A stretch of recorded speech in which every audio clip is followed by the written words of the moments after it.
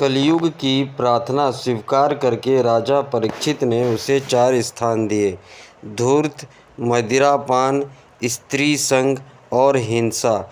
इन स्थानों में क्रमशः असत्य, मद, आसक्ति और निर्दयता, ये 4 प्रकार के अधर्म निवास करते हैं।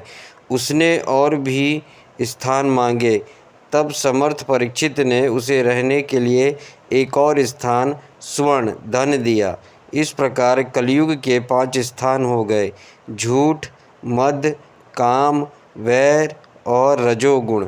परीक्षित के दिए इन्हीं 5 स्थानों में अधर्म का मूल कारण कली उनकी आज्ञा का पालन करता हुआ निवास करने लगा। इसलिए आत्मा कल्याणकामी पुरुष को इन 5 स्थानों का सेवन कभी नहीं करना चाहिए। धार्मिक राजा, प्रजा वर्ग के लौकिक नेता और धर्मोपदिष्ट गुरुओं को तो बड़ी सावधानी से इनका त्याग करना चाहिए।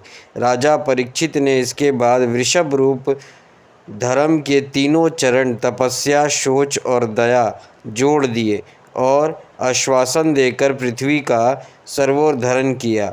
वे ही महाराजा परीक्षित इस समय अपने राज सिंहासन पर, जिसे उनके पितामह महाराज युधिष्ठिर ने वन में जाते समय उन्हें दिया था, विराजमान हैं। वे परम यशस्वी, सौभाग्यभाजन चक्रवर्ती सम्राट राजऋषि परीक्षित इस समय हस्तिनापुर में कौरव कुल की राज्य लक्ष्मी से शोभायमान हैं। अभिमन्यु नंदन राजा परीक्षित वास्तव में ऐसे ही प्रभावशाली हैं, जिनके शासन काल में आप लोग इस दीर्घकालीन यज्ञ के लिए दीक्षित हुए हैं। 18वां अध्याय। राजा परीक्षित को शंगी ऋषि का शाप। सूत जी कहते हैं, अद्भुत कर्मा भगवान श्री कृष्ण की कृपा से राजा परीक्षित अपनी माता की कोख में अश्वत्थामा के ब्रह्मास्त्र से जल जाने पर भी मरे नहीं। जिस समय ब्राह्मण के शाप से उन्हें डसने के लिए तक्षक आया, उस समय वे प्राणनाश के महान भय से भी भयभीत नहीं हुए, क्योंकि उन्होंने अपना चित्त भगवान श्री कृष्ण के चरणों में समर्पित कर रखा था। उन्होंने सबकी आसक्ति छोड़ दी, गंगा तट पर जाकर श्री सुखदेव जी से उपदेश ग्रहण किया और इस प्रकार भगवान के स्वरूप को जानकर अपने शरीर को त्याग दिया। जो लोग भगवान श्री कृष्ण की लीला कथा कहते रहते हैं, उसे कथा अमृत का पान करते रहते हैं और इन दोनों ही साधनों के द्वारा उनके चरण कमलों का स्मरण करते रहते हैं, उन्हें अंत काल में भी मोह नहीं होता। जब तक पृथ्वी पर अभिमन्यु नंदन महाराज परीक्षित सम्राट रहे, तब तक चारों ओर व्याप्त हो जाने पर भी कलयुग का कुछ भी प्रभाव नहीं था। वैसे तो जिस दिन जिस क्षण श्री कृष्ण ने पृथ्वी का परित्याग किया, उसी समय पृथ्वी में अधर्म का मूल कारण कलयुग आ गया था।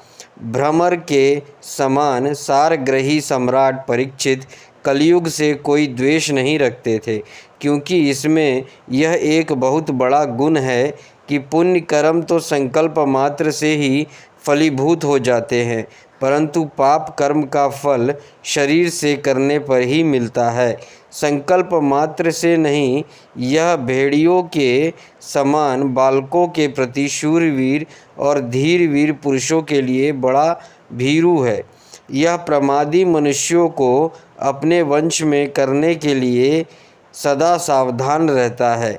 शौनक आदि ऋषियाँ, आप लोगों को मैंने भगवान की कथा से युक्त राजा परीक्षित का पवित्र चरित्र सुनाया।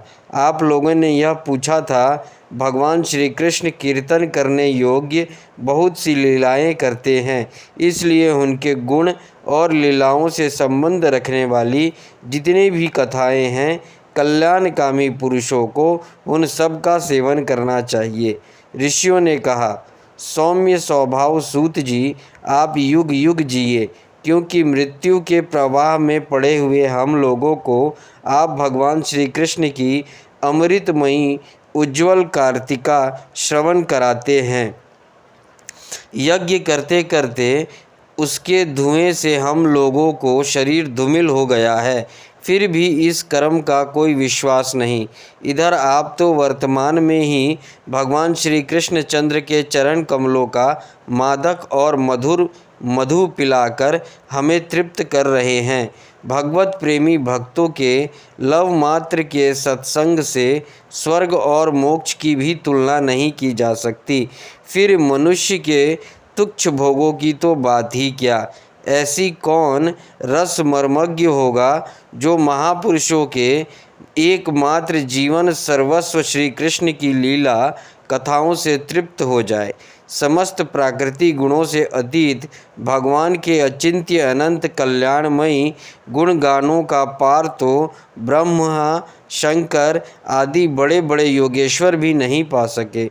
विद्वान, आप भगवान को ही अपने जीवन का ध्रुव तारा मानते हैं, इसलिए आप सत्पुरुष के एकमात्र आश्रय भगवान के उदार और विशुद्ध चरित्रों का हम श्रद्धालु श्रोताओं के लिए विस्तार से वर्णन कीजिए।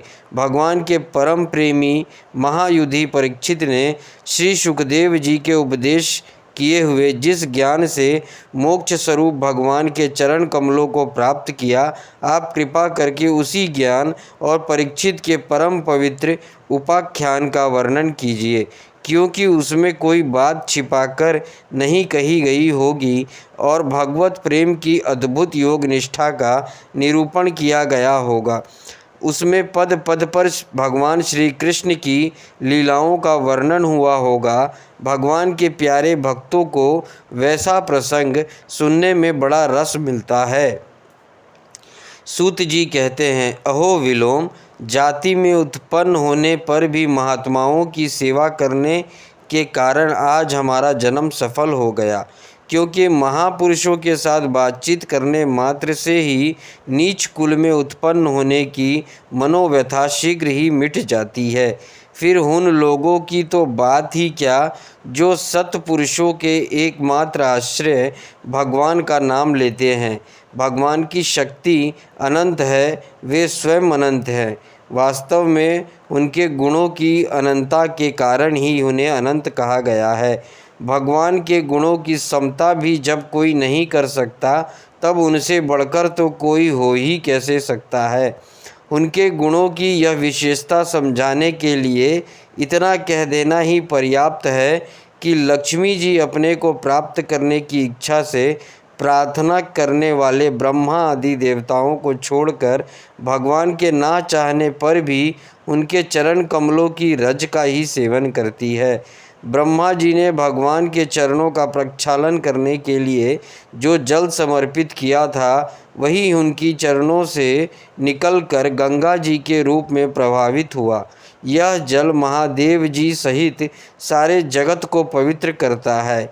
ऐसी अवस्था में त्रिभुवन में श्री कृष्ण के अतिरिक्त भगवान शब्द का दूसरा और क्या अर्थ हो सकता है। जिनके प्रेम के प्राप्त करके धीर पुरुष बिना किसी हिचक के देह गेह आदि की दृढ़ आसक्ति को छोड़ देता है और इस अंतिम परमहंस आश्रम को स्वीकार करते हैं, जिसमें किसी को कष्ट ना पहुंचाना और सब ओर से उपशांत हो जाना ही स्वधर्म होता है। सूर्य के समान प्रकाशमान महात्माओं, आप लोगों ने मुझसे जो कुछ पूछा है वह मैं अपनी समझ के अनुसार सुनाता हूँ। जैसे पक्षी अपनी शक्ति के अनुसार आकाश में उड़ते हैं, वैसे ही विद्वान लोग भी अपनी अपनी बुद्धि के अनुसार ही श्री कृष्ण की लीला का वर्णन करते हैं। एक दिन राजा परीक्षित धनुष लेकर वन में शिकार खेलने गए हुए थे। हिरणों के पीछे दौड़ते दौड़ते वे थक गए और उन्हें बड़े जोर की भूख और प्यास लगी। जब कहीं उन्हें कोई जलाशय नहीं मिला, तब वे पास के ही एक ऋषि के आश्रम में घुस गए। उन्होंने देखा कि वहाँ आंखें बंद करके शांत भाव से एक मुनि आसन पर बैठे हुए हैं। इंद्रिय, प्राण, मन और बुद्धि के निरुद्ध हो जाने से वे संसार से ऊपर उड़ गए थे। जागृत, स्वप्न, सुप्राप्ति तीनों अवस्थाओं से रहित निर्विकार ब्रह्म रूप तुरियों पद में वे स्थित थे।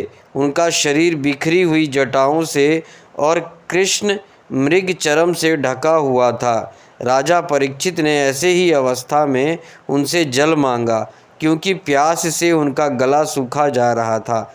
जब राजा को वहाँ बैठने के लिए तिनके का भी आसन नहीं मिला, किसी ने उन्हें भूमि पर भी बैठने को ना कहा, आधर्य और आदर भरी मीठी बात तो कहाँ से मिलती। तब अपने को अपमानित सा मानकर वे क्रोध के वश हो गए। शौनक जी, वे भूख प्यास से छटपटा रहे थे, इसलिए एकाएक उन्होंने ब्राह्मण के प्रति ईर्ष्या और क्रोध हो गया। उनके जीवन में इस प्रकार का यह पहला ही अवसर था। वहाँ से लौटते समय उन्होंने क्रोधवश धनुष की नोक से एक मरा सांप उठाकर ऋषि के गले में डाल दिया और अपने राजधानी में चले गए। उनके मन में यह बात आई कि इन्होंने जो अपने नेत्र बंद कर रखे हैं, सो क्या वास्तव में इन्होंने अपनी सारी इंद्रियां वृत्तियों का निरोध कर लिया है, अथवा इन राजाओं से हमारा क्या प्रयोजन है। यूं सोचकर उन्होंने झूठ मूठ समाधि का ढोंग रचा रखा है। हुन शमीक मुनि का पुत्र बड़ा तेजस्वी था। वह दूसरे ऋषि कुमारों के साथ पास ही खेल रहा था। जब उस बालक ने सुना कि राजा ने मेरे पिता के साथ दुर्व्यवहार किया है, तब वह इस प्रकार कहने लगा, ये नरपति कहलाने वाले लोग उच्चिष्ट भोजी कौवों के समान संड मुसंड होकर कितना अन्याय करने लगे हैं। ब्राह्मणों के दास होकर भी ये दरवाजे पर पहरा देने वाले कुत्ते के समान अपने स्वामी का ही तिरस्कार करते हैं। ब्राह्मणों ने क्षत्रियों को अपना द्वारपाल बनाया है, उन्हें द्वार पर रहकर रक्षा करनी चाहिए। घर में घुसकर स्वामी के बर्तनों में खाने का उसे अधिकार नहीं। अतएव उन्मार्ग गामियों के शासक भगवान श्री कृष्ण के परम धाम पधार जाने पर इन मर्यादा तोड़ने वालों को आज मैं दंड देता हूँ। मेरे तपोबल देखो।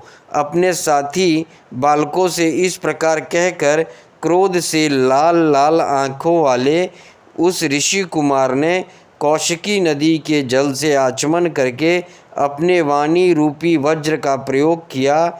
कुलंकार परीक्षित ने मेरे पिता का अपमान करके मर्यादा का उल्लंघन किया है, इसलिए मेरी प्रेरणा से आज से 7वें दिन उसे तक्षक सर्प डस लेगा। इसके बाद वह बालक अपने आश्रम पर आया और अपने पिता के गले में सांप देखकर उसे बड़ा दुख हुआ तथा वह ढाड़ मारकर रोने लगा। विप्रवर शौनक जी, शमीक मुनि ने अपने पुत्र का रोना चिल्लाना सुनकर धीरे धीरे अपनी आंखें खोली और देखा कि उनके गले में एक मरा सांप पड़ा है। उसे फेंककर उन्होंने अपने पुत्र से पूछा, बेटा तुम क्यों रो रहे हो? किसने तुम्हारा अपकार किया है? उनके इस प्रकार पूछने पर बालक ने सारा हाल कह दिया। ब्रह्म ऋषि शमीक ने राजा के शाप की बात सुनकर अपने पुत्र का अभिनंदन नहीं किया। उनकी दृष्टि में परीक्षित शाप के योग्य नहीं थे। उन्होंने कहा, ओ मूर्ख बालक, तूने बड़े पाप किए। खेद है, उनकी थोड़ी सी गलती के लिए तूने उनको इतना बड़ा दंड दिया। तेरी बुद्धि अभी कच्ची है। तुझे भगवत स्वरूप राजा को साधारण मनुष्यों के समान नहीं समझना चाहिए, क्योंकि राजा के साहस तेज से सुरक्षित और निर्भय रहकर ही प्रजा अपना कल्याण संपादन करती है।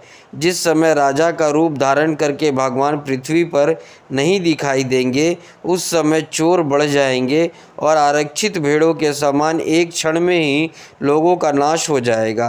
राजा के नष्ट हो जाने पर धन आदि चुराने वाले चोरों जो पाप करेंगे, उसके साथ हमारा कोई संबंध ना होने पर भी वह हम पर भी लागू होगा, क्योंकि राजा के ना रहने पर लुटेरे बढ़ जाते हैं और वे आपस में मारपीट गाली गलौज करते हैं, साथ ही पशु, स्त्री और धन संपत्ति भी लूट लेते हैं।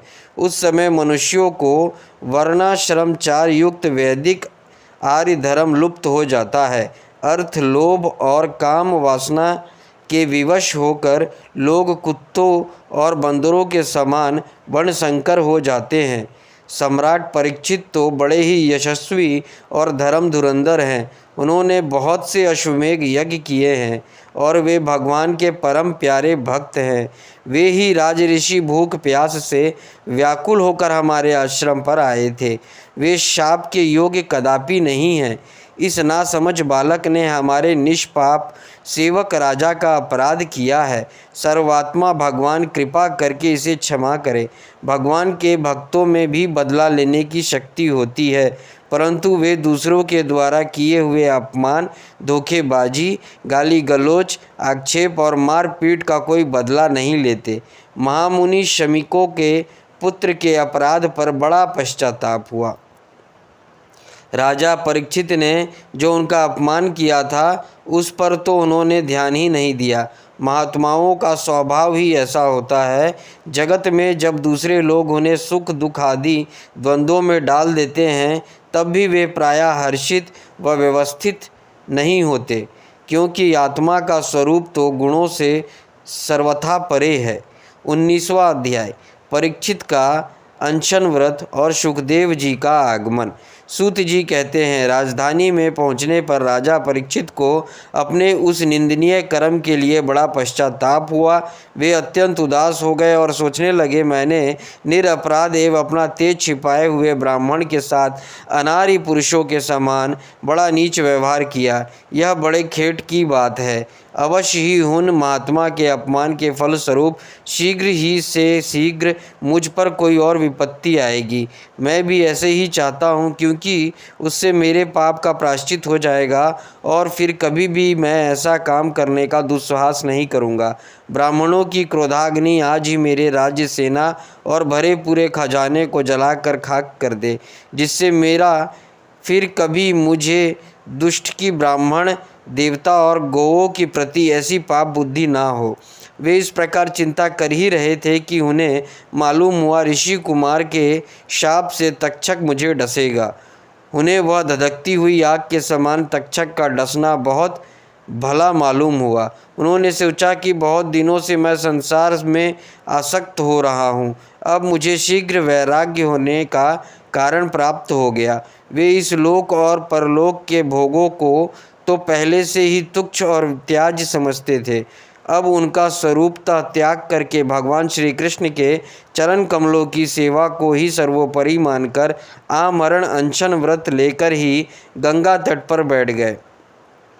गंगा जी का जल भगवान श्री कृष्ण के चरण कमलों का वह पराग लेकर प्रभावित होता है, जो श्रीमती तुलसी की गंध से मिश्रित है। यही कारण है कि वे लोकपालों के सहित ऊपर नीचे की समस्त लोकों को पवित्र करती है। कौन ऐसा मरणासन पुरुष होगा जो उनका सेवन ना करेगा। इस प्रकार गंगा जी के तट पर आमरण अनशन का निश्चय करके उन्होंने समस्त आसक्तियों को परित्याग कर दिया और वे मुनियों का व्रत स्वीकार करके अनन्य भाव से श्री कृष्ण के चरण कमलों का ध्यान करने लगे। उस समय त्रिलोकों को पवित्र करने वाले बड़े बड़े महान अनुभव ऋषि मुनि अपने शिष्यों के साथ वहां पधारे। संत जन प्रायः तीर्थ यात्रा के बहाने स्वयं उन तीर्थ स्थानों के ही पवित्र करते हैं। उस समय वहां पर अत्रि, वशिष्ठ, च्यवन, शरद्वन, अरिष्टनोमी, भृगु, अंगिरा, पराशर, विश्वामित्र, परशुराम, उतभ्य, इंद्रप्रमाद, इंदुमय, मेघातिथि, देवल, अष्टयानी, भारद्वाज, गौतम, पिपलाद, मैत्रेय, और्व, कव्रा, अगस्त्य, भगवान व्यास, नारद तथा इनके अतिरिक्त और भी कई ऋषि, देवर ऋषि, ब्रह्म ऋषि तथा अरुणादि राज ऋषि वर्षों का शुभागमन हुआ। इसी प्रकार गोत्रों के मुख्य मुख्य ऋषियों को एकत्र देखकर राजा ने सबका यथा योग्य सत्कार किया और उनके चरणों पर सिर रखकर वंदना की। जब जब लोग आराम से अपने अपने आसन पर बैठ गए, तब महाराज परीक्षित ने उन्हें फिर से प्रणाम किया और उनके समान खड़े होकर शुद्ध हृदय से अंजलि बांधकर वे जो कुछ करना चाहते थे उसे सुनाने लगे।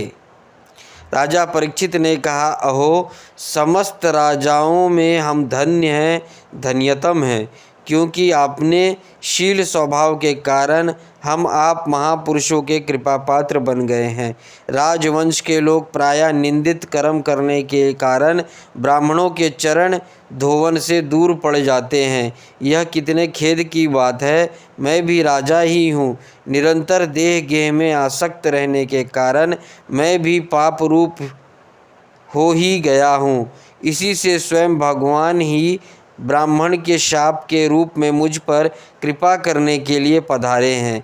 यह शाप वैराग्य उत्पन्न करने वाला है, क्योंकि इस प्रकार के शाप से संसार सक्त पुरुष भयभीत होकर विरक्त हो जाया करते हैं। ब्राह्मणों, अब मैंने अपने चित्त को भगवान के चरणों में समर्पित कर दिया है। आप लोग और माँ गंगा जी शरणागत जानकर मुझ पर अनुग्रह करें। ब्राह्मण कुमार के शाप से प्रेरित कोई दूसरा कपट से तक्षक का रूप धरकर मुझे डस ले अथवा स्वयं तक्षक आकर डस ले, इसकी मुझे तनिक भी परवाह नहीं है। आप लोग कृपा करके भगवान की रसमयी लीलाओं का गायन करें। मैं आप ब्राह्मणों के चरणों में प्रणाम करके पुनः यही प्रार्थना करता हूँ कि मुझे कर्मवश चाहे जिस योनि में जन्म लेना पड़े, भगवान श्री कृष्ण के चरणों में मेरा अनुराग हो, उनके चरण आश्रित महात्माओं में विशेष प्रीति हो और जगत के समस्त प्राणियों के प्रति मेरी एक सी मैत्री रहे, ऐसा आप आशीर्वाद दीजिए। महाराज परीक्षित परम धीर थे। वह ऐसा दृढ़ निश्चय करके गंगा जी के दक्षिण तट पर पूर्वाग्र कुशों के आसन पर उत्तर मुख होकर बैठ गए। राजकाज का भार तो उन्होंने पहले ही अपने पुत्र जन्मजय को सौंप दिया था। पृथ्वी के एक छत्र सम्राट परीक्षित जब इस प्रकार आमरण अनशन का निश्चय करके बैठ गए, तब आकाश में स्थित देवता लोग बड़े आनंद से उनकी प्रशंसा करते हुए वहां पृथ्वी पर पुष्पों की वर्षा करने लगे तथा उनके नगाड़े बार बार बजने लगे। सभी उपस्थित महर्षियों ने परीक्षित के निश्चय की प्रशंसा की और साधु साधु कहकर उनका अनुमोदन किया। ऋषि लोग तो स्वभाव से ही लोगों पर अनुग्रह की वर्षा करते रहते हैं। यही नहीं, उनकी सारी शक्ति लोक पर कृपा करने के लिए ही होती है। उन लोगों ने भगवान श्री कृष्ण के गुणों से प्रभावित परीक्षित के प्रति उनके अनुरूप वचन कहे। राज ऋषि शिरोमणे, भगवान श्री कृष्ण के सेवक और अनुयायी आप पांडुवंशियों के लिए यह कोई आश्चर्य की बात नहीं है, क्योंकि आप लोगों ने भगवान की सानिधि प्राप्त करने की आकांक्षा से ही उसे राज सिंहासन का एक क्षण में परित्याग कर दिया, जिसकी सेवा बड़े बड़े राजा अपने मुकुटों से करते हैं। हम सब तब तक यहीं रहेंगे जब तक ये भगवान के परम भक्त परीक्षित अपने नश्वर शरीर को छोड़कर माया दोष एवं शोक से रहित भागवत में नहीं चले जाते। ऋषियों के ये वचन बड़े ही मधुर, गंभीर, सत्य और समता से युक्त थे। उन्हें सुनकर राजा परीक्षित ने उन योगा युक्त मुनियों के अभिनंदन किया और भगवान के मनोहर चरित्र सुनने की इच्छा से ऋषियों से प्रार्थना की, महात्माओं, आप सभी सब ओर से यहाँ पधारे हैं। आप सत्यलोक में रहने वाले मूर्तिमान वेदों के समान हैं। आप लोगों को दूसरों पर अनुग्रह करने के अतिरिक्त जो आपका सहज स्वभाव है वह है। इस लोक या परलोक में और कोई स्वार्थ नहीं है। विप्रवरों, आप लोगों पर पूर्ण विश्वास करके मैं अपने कर्तव्य के संबंध में यह पूछने योग्य प्रश्न करता हूँ। आप सभी विद्वान परस्पर विचार करके बतलाइए कि सबके लिए सब अवस्था में और विशेष करके थोड़े ही समय में मरने वाले पुरुष के लिए अंतःकरण और शरीर से करने योग्य विशुद्ध कर्म कौन सा है। उस समय पृथ्वी पर स्वेच्छा से विचरण करते हुए किसी की कोई उपेक्षा ना रखने वाले व्यासनंदन भगवान श्री सुखदेव जी महाराज वहाँ प्रकट हो गए। वे वर्ण अथवा आश्रम के ब्राह्म चिन्हों से रहित एवं आत्म अनुभूतियों में संतुष्ट थे। बच्चों और स्त्रियों ने उन्हें घेर रखा था। उनका वेश अवधूत का था। 16 वर्ष की अवस्था थी। चरण, हाथ, जंघा, भुजाएं, कंधे, कपोल और अन्य सब अंग अत्यंत सुकुमार थे। नेत्र बड़े बड़े और मनोहर थे। नासिका कुछ ऊंची थी, कान बराबर थे, सुंदर भौहें थी। इनसे मुख बड़ा ही शोभायमान हो रहा था।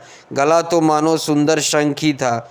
हंसली ढकी हुई, छाती चौड़ी और उभरी हुई, नाभि भंवर के समान गहरी तथा उदर बड़ा ही सुंदर त्रिवेली से युक्त था। लंबी लंबी भुजाएं थी, मुख पर घुंघराले बाल बिखरे हुए थे। इस दिगंबर वेश में वे श्रेष्ठ देवता के समान तेजस्वी जान पड़ते थे। श्याम रंग था, चित्त को चुराने वाले भरी जवानी थी। वे शरीर की छटा और मधुर मुस्कान से स्त्रियों का सदा ही मनोहर जान पड़ते थे। यद्यपि उन्होंने अपने तेज को छुपा रखा था, फिर भी उनके लक्षण जानने वाले मुनियों ने उन्हें पहचान लिया और वे सब के सब अपने अपने आसन छोड़कर उनके सम्मान के लिए उठ खड़े हुए। राजा परीक्षित ने अतिथि रूप से पधारे हुए श्री सुखदेव जी को सिर झुकाकर प्रणाम किया और उनकी पूजा की। उनके स्वरूप को ना जानने वाले बच्चे और स्त्रियां उनकी यह महिमा देखकर वहां से लौट आए। सबसे सम्मानित होकर श्री सुखदेव जी श्रेष्ठ आसन पर विराजमान हुए। ग्रह, नक्षत्र और तारों से घिरे हुए चंद्रमा के समान ब्रह्म ऋषि, देव ऋषि, राज ऋषियों के समूह से आवृत श्री सुखदेव जी अत्यंत शोभायमान हुए। वास्तव में वे महात्माओं के भी आदरणीय थे। जब प्रखर बुद्धि श्री सुखदेव जी शांत भाव से बैठ गए, तब भगवान के परम भक्त परीक्षित ने उनके समीप आकर और चरणों पर सिर रखकर प्रणाम किया। फिर खड़े होकर हाथ जोड़कर नमस्कार किया। उसके पश्चात बड़ी मधुर वाणी से उनसे यह पूछा। परीक्षित ने कहा, ब्रह्म स्वरूप भगवान, आज हम बड़भागी हुए, क्योंकि अपराधी क्षत्रिय होने पर भी हम संत समागम का अधिकारी समझा गया। आज कृपा पूर्वक अतिथि रूप से पधार कर आपने हमें तीर्थ के तुल्य पवित्र बना दिया। आप जैसे महात्माओं के स्मरण मात्र से ही गृहस्थों का घर तत्काल पवित्र हो जाता है। फिर दर्शन, स्पर्श, पाद प्रक्षालन और आसन दान आदि का सुअवसर मिलने पर तो कहने ही क्या। महायोगी ने जैसे भगवान विष्णु के सामने दैत्य लोग नहीं ठहरते, वैसे ही आपकी सानिधि से बड़े बड़े पाप भी तुरंत नष्ट हो जाते हैं। अवश्य ही पांडवों के सहृदय भगवान श्री कृष्ण मुझ पर अत्यंत प्रसन्न हैं। उन्होंने अपने फुफेरे भाइयों की प्रसन्नता के लिए उन्हीं के कुल में उत्पन्न हुए मेरे साथ भी अपनेपन का व्यवहार किया है। भगवान श्री कृष्ण की कृपा ना होती तो आप सरीखे एकांत वनवासी अव्यक्तिगति परम सिद्ध पुरुष स्वयं पधारकर इस मृत्यु के समय हम जैसे प्राकृतिक मनुष्यों का क्या दर्शन देते, क्यों दर्शन देते। आप योगियों के परम गुरु हैं, इसलिए मैं आपसे परम सिद्धि के स्वरूप और साधन के संबंध में प्रश्न कर रहा हूँ। जो पुरुष सर्वथा मरणासन है, उसको क्या करना चाहिए।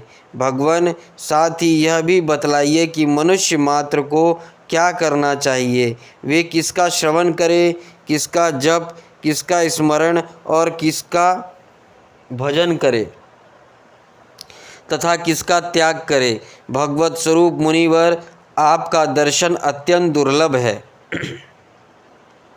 क्योंकि जितनी देर एक गाय दूही जाती है गृहस्थों के घर पर, उतनी देर भी तो आप नहीं ठहरते। सूत जी कहते हैं, जब राजा ने बड़े ही मधुर वाणी में इस प्रकार संभाषण एवं प्रश्न किए, तब समस्त धर्मों के मर्मज्ञ व्यासनंदन भगवान श्री सुखदेव जी उनका उत्तर देने लगे। इति प्रथम स्कंद समाप्त। हरि ओम तत्सत।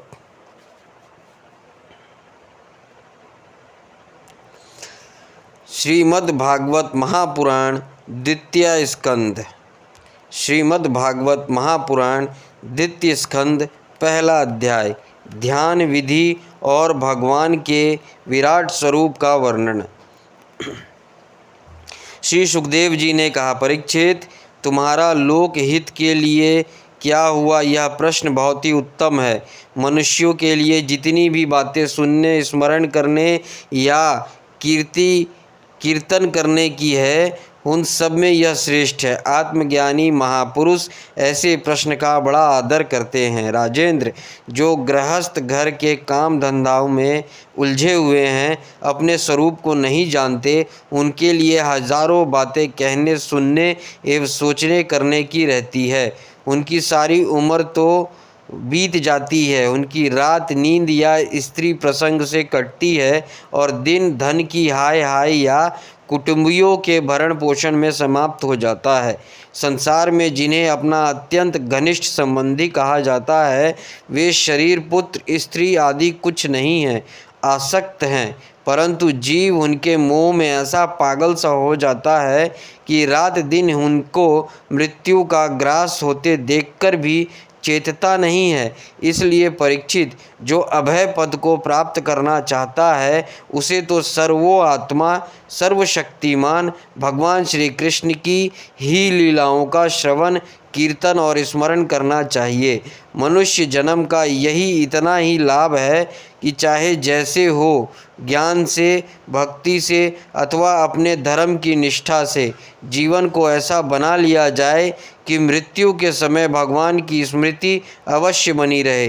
परीक्षित, जो निर्गुण स्वरूप में स्थित हैं, ये विधि निषेध की मर्यादा को लांघ चुके हैं, वे बड़े बड़े ऋषि मुनि भी प्रायः भगवान के अनंत कल्याणमय गुणगानों के वर्णन में रमे रहते हैं। द्वापर में अंत में इस भगवत रूप अथवा वेद तुल्य श्रीमद् भागवत के नाम की महापुराण का अपने पिता श्री कृष्ण द्वैपायन मैंने अध्ययन किया था।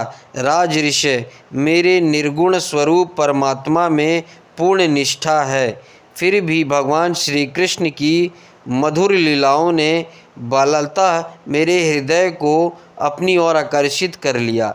यही कारण है कि मैंने इस पुराण का अध्ययन किया। तुम भगवान के परम भक्त हो, इसलिए तुम्हें मैं इसे सुनाऊंगा। जो इसके प्रति श्रद्धा रखते हैं, उनकी शुद्ध चित्त वृत्ति भगवान श्री कृष्ण के चरणों में अनन्य प्रेम के साथ बहुत शीघ्र लग जाती है। जो लोग लोक या परलोक की किसी भी वस्तु की इच्छा रखते हैं या इसके विपरीत संसार में दुख का अनुभव करके जो इससे विरक्त हो गए हैं और निर्भय मोक्ष पद को प्राप्त करना चाहते हैं, उन साधकों के लिए तथा योग संपन्न सिद्ध ज्ञानियों के लिए भी समस्त शास्त्रों का यह निर्णय है कि वे भगवान के नामों का प्रेम से संकीर्तन करें। अपने कल्याण साधन की ओर से असावधान रहने वाले पुरुष की वर्षों लंबी आयु भी अनजान में ही व्यर्थ बीत जाती है। उसमें क्या लाभ? सावधानी से ज्ञान पूर्वक बिताई हुई घड़ी 2 घड़ी भी श्रेष्ठ है, क्योंकि उसके द्वारा अपने कल्याण की चेष्टा तो की जा सकती है। राजऋषि खटावग्र अपनी आयु के समाप्ति का समय जानकर 2 घड़ी में ही सब कुछ त्याग कर भगवान के अभय पद को प्राप्त हो गए। परीक्षित, अभी तो तुम्हारे जीवन की अवधि 7 दिन की है। इस बीच में ही तुम अपने परम कल्याण के लिए जो कुछ करना चाहिए सब कर लो। मृत्यु का समय आने पर मनुष्य घबराए नहीं। उसे चाहिए कि वह वैराग्य के शस्त्र से शरीर और उससे संबंध रखने वालों के प्रति ममता को काट डाले। धैर्य को साथ घर से निकलकर पवित्र तीर्थ के जल में स्नान करे और पवित्र तथा एकांत स्थान में विधि पूर्वक आसन लगाकर बैठ जाए। तत्पश्चात परम पवित्र ओम इन 3 मात्राओं से युक्त प्रणव का मन ही मन जप करे। प्राणवायु को वश में करके मन का दमन करे और एक क्षण के लिए भी प्रणव को ना भूले। बुद्धि की सहायता से मन के द्वारा इंद्रियों को उनके विषयों से हटा ले और कर्म की वासनाओं से चंचल हुए मन को विचार के द्वारा रोक कर भगवान के मंगलमय रूप में लगाए। स्थिर चित्त से भगवान के श्री विग्रह में किसी एक अंग का ध्यान करे। इस प्रकार एक एक अंग का ध्यान करते करते विषय वासना से रहित मन को पूर्ण रूप से भगवान में ऐसा तल्लीन कर दे कि फिर और किसी विषय का चिंतन ही ना हो। वही भगवान विष्णु का परम पद है, जिसे प्राप्त करके मन भगवत प्रेम रूप आनंद से भर जाता है। यदि भगवान का ध्यान करते समय मन रजोगुण से विक्षिप्त या तमो गुण से मूढ़ हो जाए तो घबराएं ही नहीं। धैर्य के साथ योग धारण करके द्वारा उसे वश में करना चाहिए, क्योंकि धारणा उक्त दोनों गुणों के दोषों को मिटा देती है। धारणा स्थिर हो जाने पर ध्यान में जब योगी अपने परम मंगलमय आश्रय भगवान को देखता है, तब उसे तुरंत ही भक्ति योग की प्राप्ति हो जाती है। परीक्षित ने पूछा, ब्राह्मण, धारणा किस साधन से किस वस्तु में किस प्रकार की जाती है और उसका क्या स्वरूप माना जाता है, जो शीघ्र ही मनुष्य के मन का मैल मिटा देती है? श्री सुखदेव जी ने कहा, परीक्षित, आसन, श्वास, आसक्ति और इंद्रियों पर विजय प्राप्त करके फिर बुद्धि के द्वारा मन को भगवान के स्थूल रूप में लगाना चाहिए। यह कार्य रूप संपूर्ण विश्व जो कुछ कभी था या है या होगा, सब का सब जिसमें दिख पड़ता है, वही भगवान का स्थूल से स्थूल और विराट शरीर है। जल, अग्नि, वायु, आकाश, अहंकार, महतत्व और प्रकृति हीन 7 आवरणों से घिरे हुए इस ब्रह्मांड शरीर में जो विराट पुरुष भगवान हैं, वे ही धारणा के आश्रय हैं। उन्हीं की धारणा की जाती है। तत्वज्ञ पुरुष उनका इस प्रकार वर्णन करते हैं। पाताल विराट पुरुष के तलवे हैं, उनकी एड़ियाँ और पंजे रसातल हैं।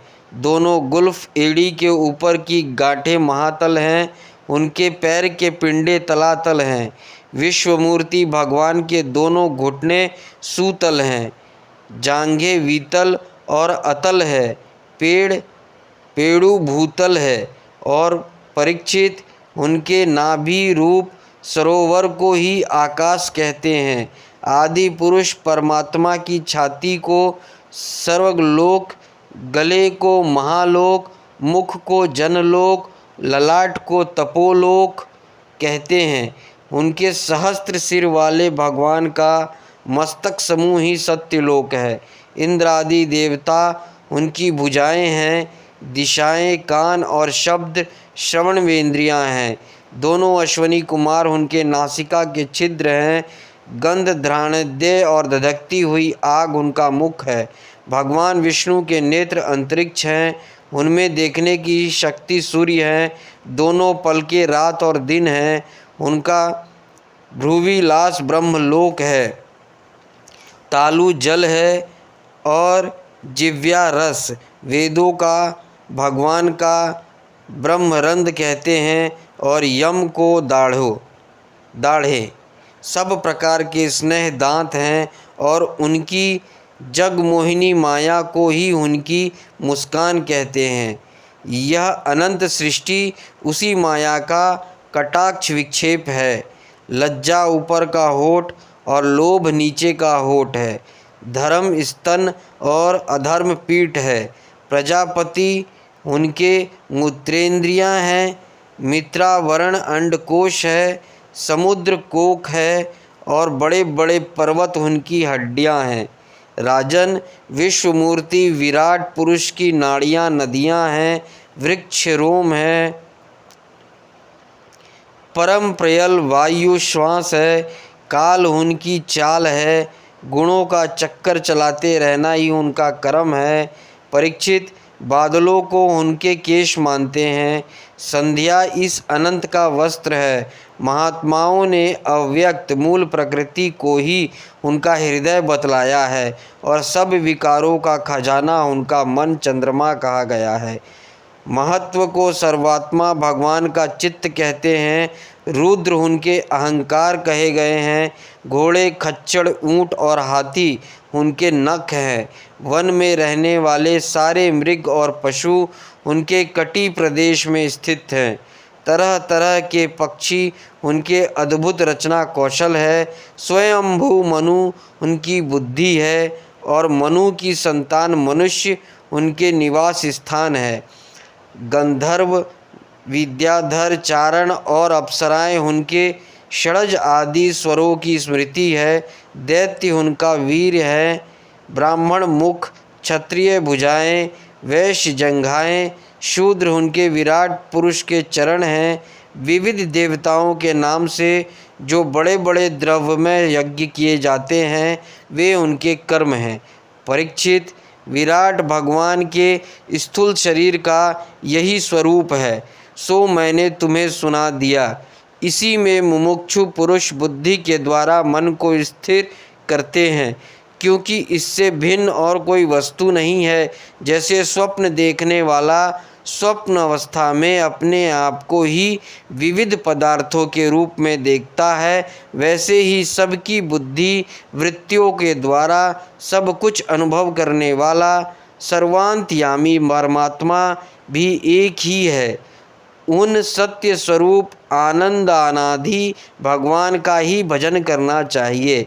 अन्य किसी भी वस्तु में आसक्ति नहीं करनी चाहिए, क्योंकि यह आसक्ति जीव के अधपतन का हेतु है। दूसरा अध्याय, भगवान के स्थूल और सूक्ष्म रूपों की धारणा तथा क्रम मुक्ति और सधो मुक्ति का वर्णन।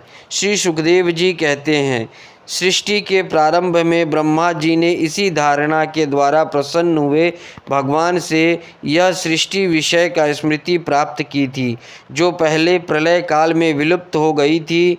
इससे उनकी दृष्टि अमोघ और बुद्धि निश्चय अधिमिकता हो गई। तब उन्होंने इस जगत को वैसे ही रचा जैसे कि यह प्रलय के पहले था। वेदों के वर्णन शैली ही इस प्रकार की है कि लोगों की बुद्धि स्वर्ग आदि निरर्थक नामों के फेर में फंस जाती है। जीव वह सुख की वासना से स्वप्न सा देखता हुआ भटकने लगता है, किंतु उन माध्यमे लोकों में कहीं भी उसे सच्चे सुख की प्राप्ति नहीं होती। इसलिए विद्वान पुरुषों को चाहिए कि वह विविध नाम वाले पदार्थों से उतना ही व्यवहार करे जितना प्रयोजनीय हो। अपनी बुद्धि को उनकी निसारता में निश्चय से परिपूर्ण रखे और एक क्षण के लिए भी असावधान ना हो। यदि संसार के पदार्थ प्रारब्धवश बिना परिश्रम के यूं ही मिल जाए, तब उनके उपार्जनों के परिश्रम व्यर्थ समझकर उनके लिए कोई प्रयत्न ना करें। जब जमीन पर सोने से काम चल सकता है, तब पलंग के लिए प्रयत्न करने से क्या प्रयोजन। जब भुजाएं अपने को भगवान की कृपा से स्वयं ही मिली हुई हैं, तब तकियों की क्या आवश्यकता। जब अंजलि में काम चल सकता है, तब बहुत से बर्तन क्यों बटोरे। वृक्ष की छाल पहनकर या वस्त्रहीन रहकर भी यदि जीवन धारण किया जा सकता है, तो वस्त्रों की क्या आवश्यकता। पहनने को क्या रास्ते में चिथड़े नहीं हैं। भूख लगने पर दूसरों के लिए ही शरीर धारण करने वाले वृक्ष क्या फल फूल की भिक्षा नहीं देते।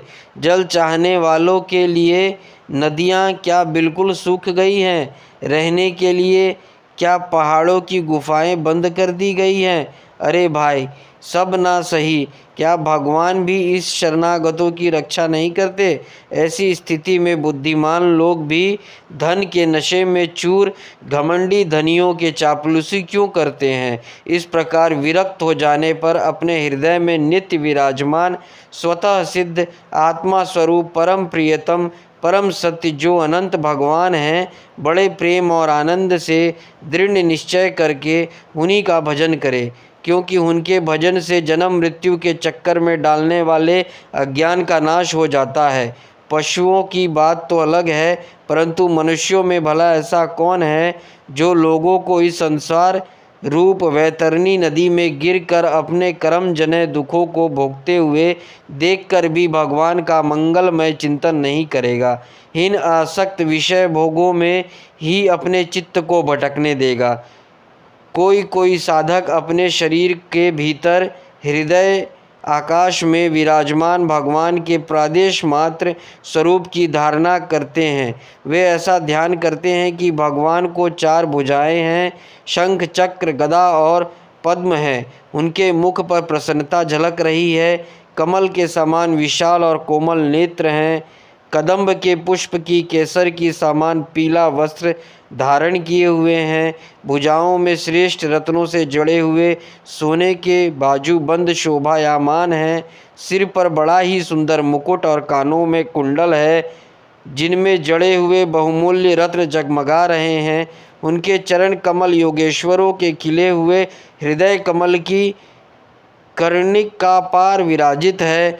उनके हृदय पर श्रीवत्स का चिन्ह है। एक सुनहरी रेखा है। गले में कौस्तुभ मणि लटक रही है। वक्षस्थल कभी ना कुम्हालने वाली वनमाला से घिरा हुआ है। वे कमर में करघनी, उंगलियों में बहुमूल्य अंगूठी, चरणों में नुपुर और हाथों में कंगन आदि आभूषण धारण किए हुए हैं। उनके बालों की लटें बहुत चिकनी, निर्मल, घुंघराली और नीली है। उनका मुख कमल मंद मंद मुस्कान से खिल रहा है। लीलापूर्ण उन्मुक्त हास्य और चितवन से शोभायमान भौहों के द्वारा वे भक्तजनों पर अनंत अनुग्रह की वर्षा कर रहे हैं। जब तक मन इस धारणा के द्वारा स्थिर ना हो जाए, जब तक बार बार हीन चिंतन स्वरूप भगवान को देखते रहने की चेष्टा करनी चाहिए। भगवान के चरण कमलों से लेकर उनके मुस्कान युक्त मुख कमल पर्यंत समस्त अंगों की एक एक करके बुद्धि के द्वारा धारणा करनी चाहिए। जैसे जैसे बुद्धि शुद्ध होती जाएगी वैसे वैसे चित्त स्थिर होता जाएगा। जब एक अंग का ध्यान ठीक ठीक करने लगोगे तब उसे छोड़कर दूसरे अंग का ध्यान करना चाहिए। यह विश्वेश्वर भगवान दृश्य नहीं दृष्टा हैं। सगुण निर्गुण सब कुछ इन्हीं का स्वरूप है। जब तक इनमें अनन्य प्रेममय भक्ति योग ना हो जाए तब तक साधक को नित्य निमित्तिक कर्मों के बाद एकाग्रता से भगवान के उपयुक्त स्थूल रूप का ही चिंतन करना चाहिए। परीक्षित, जब योगी पुरुष इस मनुष्य लोकों को छोड़ना चाहे तब देश और काल में मन को ना लगाए। सुखपूर्वक स्थिर आसन से बैठकर प्राणों को जीतकर मन से इंद्रियों का संयम करे।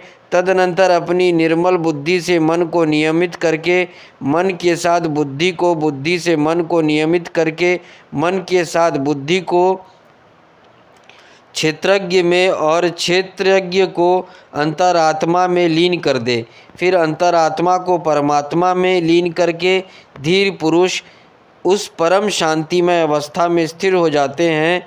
फिर उसके लिए कोई कर्तव्य शेष नहीं रहता। इस अवस्था में सत्वगुण भी नहीं है। फिर रजोगुण और तमोगुण की तो बात ही क्या। अहंकार, महत्व और प्रकृति का भी वहाँ अस्तित्व नहीं है। उस स्थिति में जब देवताओं के नियामक काल की भी दाल नहीं गलती, तब देवता और उनके अधीन रहने वाले प्राणी तो रह ही कैसे सकते हैं। योगी लोग यह नहीं इस प्रकार परमात्मा में भिन्न भिन्न पदार्थों का त्याग करना चाहते हैं और शरीर तथा संबंधी पदार्थों में आत्मबुद्धि का त्याग करके हृदय के द्वारा पद पद पर भगवान के जिस परम पूज्य स्वरूप का आलिंगन करते हुए अनन्य प्रेम से परिपूर्ण रहते हैं, वही भगवान विष्णु का परम पद है। इस विषय में समस्त शास्त्रों की सम्मति है।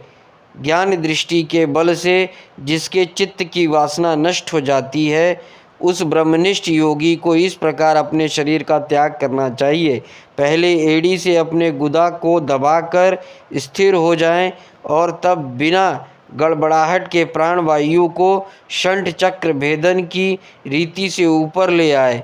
मनस्वी योगी को चाहिए कि नाभि चक्र मणिपुर के स्थिर वायु को हृदय चक्र अनाहत में वहाँ से उदान वायु के द्वारा वक्ष स्थल के ऊपर विशुद्ध चक्र में, फिर उस वायु को धीरे धीरे ताल मूल में विशुद्ध चक्र के अप्रभाग में चढ़ा दें।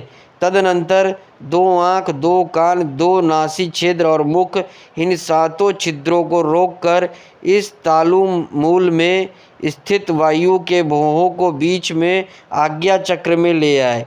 यदि किसी लोक में जाने की इच्छा ना हो तो आधी घड़ी तक उस वायु को वहीं रोककर स्थिर लक्ष्य के साथ उसे सहस्त्रों में ले जाकर परमात्मा में स्थित हो जाए।